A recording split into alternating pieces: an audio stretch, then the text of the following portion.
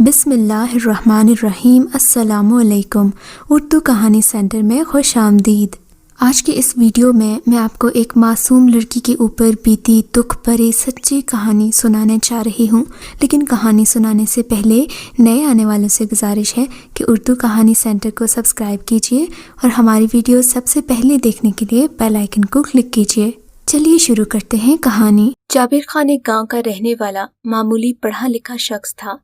اس کے باوجود وہ نہایت ہی ذہین اور شاطر قسم کا انسان تھا۔ جب سے اس کی ملکیت میں 5 گاؤں آئے تھے، اب وہ جابر خان نہیں، سردار جابر خان کہلانے لگا تھا۔ علاقے میں اس کا بڑا روب داب تھا۔ اب تو اس کے بڑے بڑے ٹھاٹ باٹ تھے۔ اس کے مزاروں کی تعداد دوسرے ذمہ داروں سے بہت زیادہ تھی۔ وہ اپنے مزاروں سے کوئی رعایت نہیں کرتا تھا۔ اس نے ان سب کو اپنے کنٹرول میں رکھا ہوا تھا۔ وہ ان 5 گاؤں میں اسکول نہیں بننے دیتا تھا کہ کہیں مزارے کا بیٹا تعلیم حاصل کر کے اس کے مقابل ہی نہ آ جائے، جبکہ اس کا بیٹا دور دراز کے گاؤں کے اسکول میں پڑھ رہا تھا۔ وہ ایک سرکاری اسکول تھا جو اس گاؤں سے 8 میل کے فاصلے پر واقع تھا۔ یہ سردار جابر خان کے علاقے سے باہر واقع تھا۔ سردار جابر خان کا بیٹا دلیر خان روزانہ بگھی پر سوار ہو کر اسکول جاتا، وہی بگھی اسے اسکول سے واپس لے آتی۔ جابر خان کے 5 گاؤں میں سے اس کے بیٹے دلیر خان کے علاوہ ایک بیٹا نذیر علی اسکول میں پڑھتا تھا۔ نذیر علی ایک مزارے کا بیٹا تھا۔ اس کے باپ نے بڑی منت سماجت کر کے اس کے اسکول میں داخلے کی اجازت دی تھی۔ نذیر کی ماں اس علاقے کی نہیں تھی۔ وہ کچھ پڑھنے لکھنے کی سدھ بت رکھتی تھی۔ اسی وجہ سے نذیر کو بھی پڑھنے کا شوق پڑ گیا۔ وہ ذہین بھی تھا اور اسی وجہ سے اپنی جماعت کا ذہین ترین لائق ترین طالب علم تھا۔ ہر جماعت میں پوزیشن حاصل کرتا۔ دلیر خان اور نذیر دونوں کلاس فیلوز تھے، لیکن دلیر خان اتنا لائق نہیں تھا۔ ہر سال مشکل سے پاس ہو کر اگلی جماعت میں جاتا تھا۔ دوستی کا آغاز بھی شاید اسی وجہ سے ہوا کہ دلیر خان پڑھائی میں نذیر سے اکثر ہی فائدہ لیا کرتا تھا۔ یہ دونوں ایک دوسرے کے گہرے دوست اور رازدار بن گئے، کیونکہ دونوں کی آپس میں اب کافی بات چیت ہوتی تھی۔ لیکن اس سب کے باوجود بھی نذیر کی کبھی اتنی جرأت نہ ہوئی کہ چلچلاتی دھوپ ہو یا بارش وہ اپنے دوست کی بگھی میں سوار ہو۔ نہ ہی اتنی ہمت اس کے دوست میں تھی، اس لیے کہ اس کے باپ کا حکم تھا کہ مزارے کا بیٹا سردار کے بیٹے کے برابر نہیں بیٹھ سکتا۔ اسے کہاں معلوم تھا کہ کلاس میں سارا دن وہ اکٹھے بیٹھتے ہیں، اکٹھے کھیلتے اور کھاتے پیتے ہیں۔ جابر خان کے حکم کے بعد یہ ممکن ہی نہ تھا کہ دلیر خان اپنے دوست نذیر کو اسکول کے علاوہ بگھی میں بٹھائے۔ ہاں، وہ کبھی کبھار اس سے باہر مل لیا کرتا تھا۔ سردار جابر خان کی ایک خاص اور قابل اعتماد ملازمہ شانو تھی، جسے حویلی کے ہر فرد کا اعتماد حاصل تھا۔ شکل و صورت میں بھی وہ نمایاں حیثیت رکھتی تھی۔ پہلے حویلی میں اس کی ماں کام کرتی تھی، جبکہ ماں بوڑھی ہوئی تو شانو نے ماں کی ذمہ داریاں سنبھال لی۔ نذیر خان چپکے شانو کو پسند کرنے لگا۔ اس بات کا علم دلیر خان کو نہیں تھا، اور یہ وہ واحد بات تھی جو نذیر نے دلیر خان کو نہیں بتائی تھی، ورنہ اس کے علاوہ ہر چھوٹی موٹی بات میں وہ ایک دوسرے کے رازدار تھے، ایک دوسرے کو باتیں بتاتے تھے۔ دلیر خان نے حویلی کے اندر کی ہر بات بھی نذیر کو بتا رکھی تھی، کیونکہ وہ عادات اور اخلاق میں اپنے باپ سے بالکل الٹ تھا۔ اس کی ماں بھی بہت ہی سلجھی ہوئی عورت تھی۔ وہ چاہتی تھی کہ اس کا بیٹا ذہنی اعتبار سے صرف اسی کا بیٹا ہو۔ وہ اسے جابر خان سے مختلف بنانا چاہتی تھی۔ جابر خان کی بیوی نماز روزے کی پابند تھی اور نہایت ہی خدا ترس فطرت کی مالک تھی، جبکہ اس کا شوہر اس سے اتنا ہی زیادہ الجھتا تھا اور اس پر ظلم کیا کرتا تھا۔ جابر خان نے کبھی بھی سلطانہ بیگم کی قدر نہیں کی۔ دلیر خان کے بعد ان کے ہاں کوئی دوسری اولاد نہ ہوئی تو جابر خان نے ادھر ادھر منہ مارنا شروع کر دیا۔ وہ 5 گاؤں کا مالک تھا۔ اسے جو بھی صنف نازک پسند آ جاتی اسے دبوچ ڈالتا۔ شوہر کی ان حرکتوں پر سلطانہ بیگم کا خون کھولتا تھا، لیکن وہ کچھ کر نہیں سکتی تھی۔ سلطانہ بیگم کا زیادہ تر وقت مصلی پر ہی گزرتا۔ نماز کا وقت ہو یا نہ ہو، ان کا سر سجدے میں ہوتا۔ وہ دلیر خان کے لیے یہی دعا مانگتی کہ وہ باپ پر نہ جائے۔ دلیر خان 16 سال کا ہوا تو سلطانہ بیگم اس کی عادات دیکھ کر مطمئن تھی کہ ان کی محنت رائے گاہ نہیں گئی۔ دلیر خان ماں پر ہی گیا تھا۔ باپ کے اتوار کا اس میں شائبہ تک نہیں تھا۔ وہ ماں کی بھرپور خدمت کرتا اور بہت ہی زیادہ ادب سے پیش آتا۔ उसे इस बात का एहसास भी था कि उसका बाप अय्याश आदमी है, मगर वो अपने बाप को कुछ न कहता क्योंकि एहतराम मलहूज़ खातिर था। सरदार जाबिर खान मुल्क के बाज़ दूसरे जिम्मेदारों की तरह औरतों का रसिया था। वो अपने मज़ारों की हर जवान और खूबसूरत बहू बेटी पर अपना हक समझता और उन्हें हासिल करने के लिए मखसूस तरीके इस्तेमाल करता। जाबिर खान के पास हर तरह की लड़कियां आती थीं और इन कामों के लिए उसने अपने खास कारिंदे भी रख रखे थे जो उसे लड़कियां सप्लाई करते थे। जाबिर खान की बीवी सुल्ताना बेगम अगरचे ज्यादा पढ़ी लिखी नहीं थी, लेकिन अपने शौहर की नफ्सियात को खूब समझती थी। उसकी छठी हिस्स उसे सब कुछ बता देती। वो चाहती तो जाबिर खान से तलाक ले लेती या उसे बदनाम कर देती, मगर उसने कुड़ने के सिवा कुछ नहीं किया। अपनी जुबान को काबू में रखा और मामला खुदा पर छोड़ दिया। सरदार के करतूतों से वाकिफ होते हुए भी वो चुप रहती थी और शायद इसी वजह से सरदार काफी निडर हो गया था, लेकिन फिर भी वो हर कदम सोच समझकर उठाता था क्योंकि अब उसका बेटा भी बड़ा हो गया था और इन मामलात को समझने लगा था। अपने गांव में सरदार जाबिर खान की दोस्ती सिर्फ 2 अशखास से थी। एक तो जमान अली था जो अपने आप को हकीम कहलाता था। उसकी हिकमत खूब चल रही थी। वो किश्ते वगैरह बनाने का माहिर था, इसलिए कई मर्द हजरात उससे खास गाहक और मरीज थे। सरदार जाबिर का दूसरा दोस्त एक पीर था जिसका नाम शाहजहां था। उसकी पीरी मुरीदी का भी एक खास सिलसिला था। वो दोनों सरदार जाबिर खान के जिगरी और हम नवाला और हम प्याला थे। वो दोनों ही उसके कार्य खास में मुआविन और ममनून थे। हकीम जमान उसके लिए मुकवियात तैयार करता और पीर शाह एक नई से नई लड़की की निशानदेही करता, क्योंकि उसकी पीरी मुरीदी का दायरा कई देहात तक फैला हुआ था। जिस रात हवेली में कोई नई लड़की लाई जाती, उस रात सरदार जाबिर खान कोई मीठी डिश पकवाकर अपनी मुलाजमा शानों के हाथों एक एक प्लेट हकीम जमान और शाहजहां को भिजवाता था। वो दोनों इस मीठी डिश का मतलब समझ जाते थे। हकीम जमान मीठा वसूल करके उस प्लेट में एक खमीरा रख देता जिसे सरदार ने रात को खाना होता। फिर जब सुबह होती तो इन दोनों के जिगरी दोस्त उसके पास हवेली में आ जाते और सरदार जाबिर इन्हें रात की कहानी सुनाता, इसलिए कि इन 2 दोस्तों से कोई पर्दा नहीं था। जिस रात सरदार जाबिर खान सुल्ताना बेगम को खुद कहकर मीठी डिश खास तौर पर हलवा तैयार करवाता, सुल्ताना बेगम की जान पर बन जाती। जब्त के बावजूद इसके अंदर की औरत बेदार हो जाती, मगर वो कुछ न कर पाती। वो रात वो जाग कर और तड़प तड़प कर गुजारती। सारी रात आंखें बरसात की मानिंद बरसती और वो अपने नसीब की आग में जलती रहती। एक दिन जब स्कूल में छुट्टी हुई और दलेर खान हस्बे मामूल अपनी बग्घी में सवार होने लगा तो बारिश शुरू हो गई। बग्घी थोड़ा सा आगे निकली तो रास्ते में दलेर खान को नज़ीर नजर आ गया। उसने उस रोज किसी की परवाह न की, जबरदस्ती उसे बग्घी में बिठा लिया। रास्ते में बग्घी खराब हो गई तो कोचवान ने बग्घी रोक दी, क्योंकि जब तक लगाम की मरम्मत न हो बग्घी चलाना बेकार था। तभी मरम्मत के दौरान नज़ीर और दलेर खान की बातें शुरू हो गईं। कहो, तुम्हारी अम्मी के क्या हाल हैं? बहुत बुरा हाल है, उनकी सेहत तेजी से गिरती जा रही है। मैं उन्हें कोई तसल्ली भी नहीं दे सकता, क्योंकि उन्हें लगता है कि मुझे बाप के करतूतों का इल्म नहीं। दूसरे ये कि अगर मैं इस हिजाब को दूर कर भी दूं तो इसका कोई फायदा नहीं होगा, इसलिए खुद उनका हुक्म है कि मैं बाप से कोई ऐसी बात न करूं जो गुस्ताखी कहलाए। मेरे बाप की उम्र 50 साल होगी, मगर उसके दम खाम में फर्क नहीं आया। दलेर खान, तुम मेरे जिगरी दोस्त हो, इसी वजह से मुझे तुम्हारी मां से हमदर्दी है। नज़ीर ने कहा, मुझे उनकी हालत पर बहुत अफसोस है। मैं जरूर कोशिश करूंगा कि उनकी मदद करूं। तभी दलेर खान ने कहा कि जब मैं कुछ नहीं कर सका तो तुम क्या करोगे? तभी नज़ीर ने दलेर से पूछा कि तुम ये बताओ, हकीम और शाहजहां से तुम्हारे अब्बा की गहरी दोस्ती क्यों है? मैंने उनके अलावा किसी तीसरे आदमी को हवेली में नहीं देखा। दलेर खान ने गुस्से और नफरत से उसे बताया कि वो दोनों इंतहाई जलील, कमीने और खबीस आदमी हैं। हकीम जमान मेरे बाप को खमीर खिलाता है और शाहजहां मेरे बाप की इतलात देने का इंचार्ज है। मेरे बाप से इन लोगों का ताल्लुक मेरी पैदाइश से कबल का है।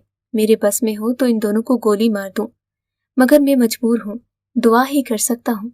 अच्छा ये बताओ, अगर तुम अपने बाप की जगह हो तो क्या करोगे? नज़ीर ने बगैर मलामत से पूछा। मैं अपनी माँ का सीना ठंडा करूंगा। इन पीरों फकीरों और दलालों को गांव में नहीं रहने दूंगा।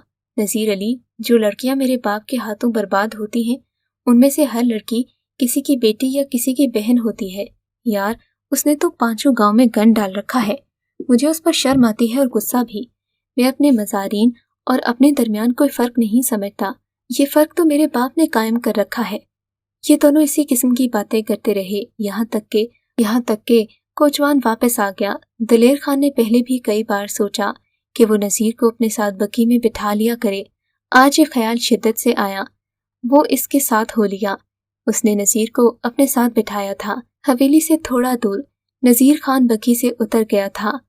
यहाँ पर मैं एक बात का हवाला देना ज़रूरी समझती हूँ।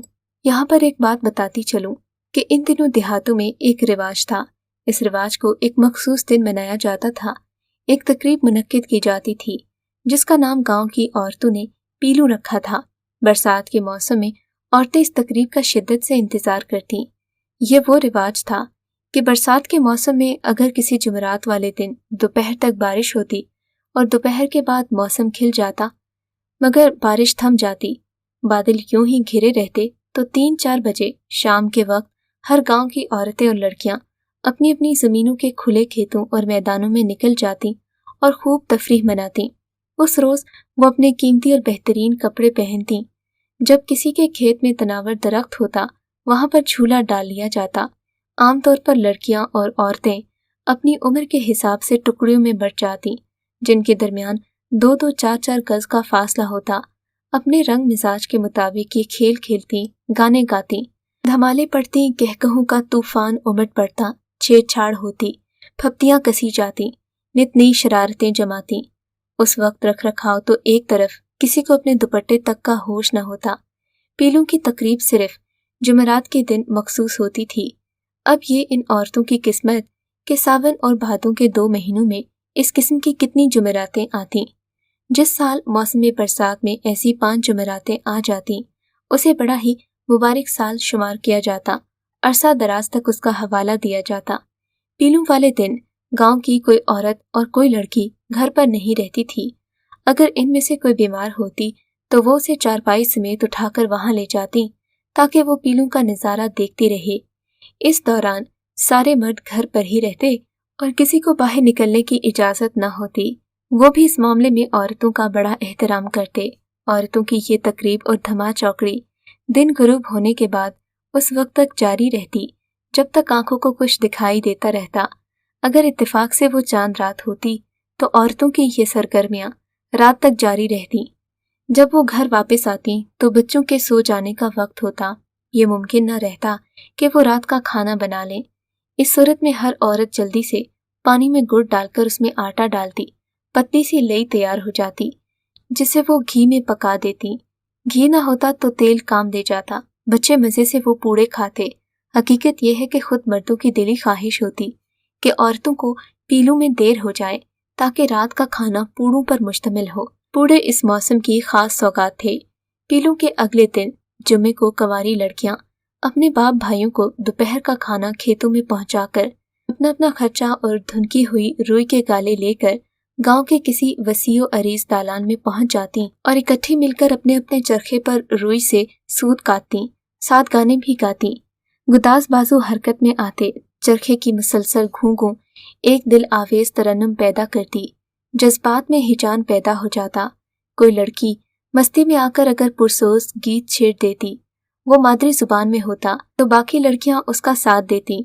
इस गाने में ज्यादातर फिराक के इब्तिदाई लम्हे का दर्द अंगेज जिक्र होता, जब शादी पर जवान लड़की अपने माँ बाप, भाई बहन और अक्सर खेली हुई हमराज सहेलियों से जुदा होती है और सब मिलकर उसे उस मर्द के साथ रुखसत करते हैं जिसने उसे पहले कभी देखा तक नहीं होता।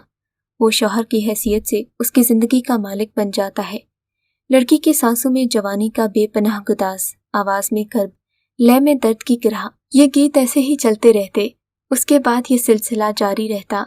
2 दिन तक गांव की औरतों के लिए एक यादगार सी बन जाती। सुल्ताना बेगम अपने शौहर जाबिर खान के ठोंसे हुए अंदाज़े जिंदगी के एहतराम में देहात की किसी औरत से न मिलती। किसी दूसरे घर में जाने का सवाल ही पैदा न होता। हाँ, मगर पीलू की तकरीब में मामला अलग ही होता। बेशुमार नस्लों की परवरदा इस रिवायत के सामने सरदार जाबिर की आमरीयत भी बेबस थी। वो सुल्ताना बेगम को इस तकरीब में शिरकत से कभी न रोक सका। सिर्फ पीलू ही वो तकरीब थी जब सुल्ताना बेगम रिहायशी गांव की औरतों से मिल पाती थी। इस तकरीब में सुल्ताना बेगम शुरू से आखिर तक मौजूद रहती, लेकिन सिर्फ तमाशाई की हैसियत से। हवेली की वफादार मुलाजिमा शानो इस तकरीब में हमेशा इसके साथ मौजूद होती। ये भी एक ऐसी ही जुमेरात थी जब सुबह से बादल उमड़ आए थे। स्याह बादल आसमान पर गौल दर गौल हरकत कर रहे थे। यूं लगता था जैसे अभी हवा चलेगी और बारिश बरसेगी। फिर भी नजीर ने बस्ता उठाया और स्कूल रवाना हो गया। स्कूल में दाखिल हुआ कि मूसलाधार बारिश शुरू हो गई, जैसे आसमान का बंद टूट गया हो। 3 घंटे बारिश होती रही। बारिश ज़्यादा हुई तो तलबा को भी स्कूल से छुट्टी दी गई। बारिश होने की वजह से पीलू की तकरीब का होना लाजमी था। नजीर घर पहुंचा तो गांव की औरतें और लड़कियां घरों से निकलकर खेतों और मैदानों की तरफ रवां दवां थीं। नजीर ने अभी अपने घर में कदम रखा ही था कि मोहल्ले की औरतें उसकी मां को लेने आ गईं। थोड़ी ही देर में हर घर की औरतें और लड़कियां खेतों में पहुंचकर रंगरलियां मना रही थीं। पूरे गांव में एक भी औरत घर में मौजूद नहीं थी। घरों में मर्द दबके बैठे थे और पूरे खाने का इंतजार कर रहे थे। शाम 6 के करीब हस्बे मामूल शानो रुमाल पोश तश्त उठाए, जमीन पर नजरें झुकाए, छुई मुई की तरह सिमटी सिमटाती पीर शाहजहां के दरवाजे पर पहुंच गई। सरदार जाबिर खान की तरफ से भेजे हुए हलवे की एक प्लेट उसने शाहजहां के हाथ में थमाई और उल्टे पांव लौट गई। शाहजहां इस हलवे का मतलब समझ गया। उसने मूंछों को ताव दिया और खुद ही मुस्कुराकर रह गया। वहां से शानू ने हकीम जमान के घर का रुख किया। हकीम साहिब ने सरदार जाबिर की तरफ से हलवे की प्लेट पाई तो बड़ा खुश हुआ। उसने हस्बे मामूल उसने खमीर धर दिया। अब शानो सरदार जाबिर की हवेली की तरफ जा रही थी। रास्ते में वो एक जगह 1-2 मिनट के लिए रुकी। शायद वो अपना दुपट्टा दुरुस्त कर रही थी।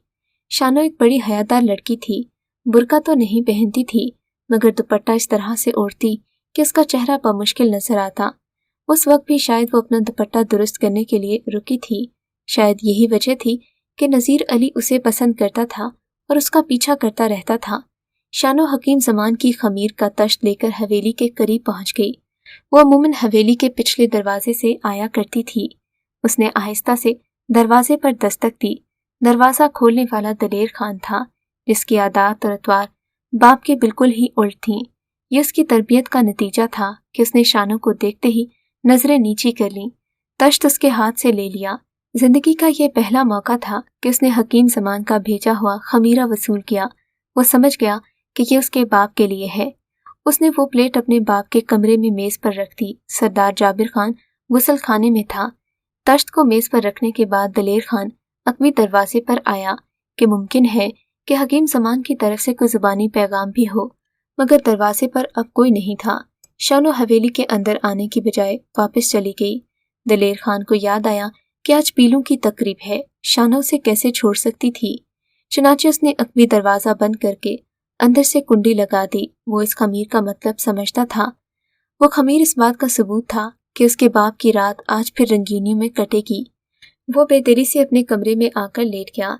सरदार जाबिर खान गुसल खाने से बाहर निकला तो हकीम जमान के भेजे हुए खमीरे को अपना मुंतज़िर पाया। खुशी से उसकी बातें खिल गईं। आज तो मौसम भी रोमान अंगेज है। पीलू की तकरीब है। फिर कई दिन से कोई नया शिकार कुटनी और दलाल नहीं लाए, पता नहीं क्यों, मगर इस खमीरे का मतलब ये था कि हकीम जमान और शाहजहां ने आज मेरी रात का कोई बंदोबस्त कर लिया है। मैं कितना खुशकिस्मत हूँ। मेरे दोस्त बड़े ही मजाज शनास हैं।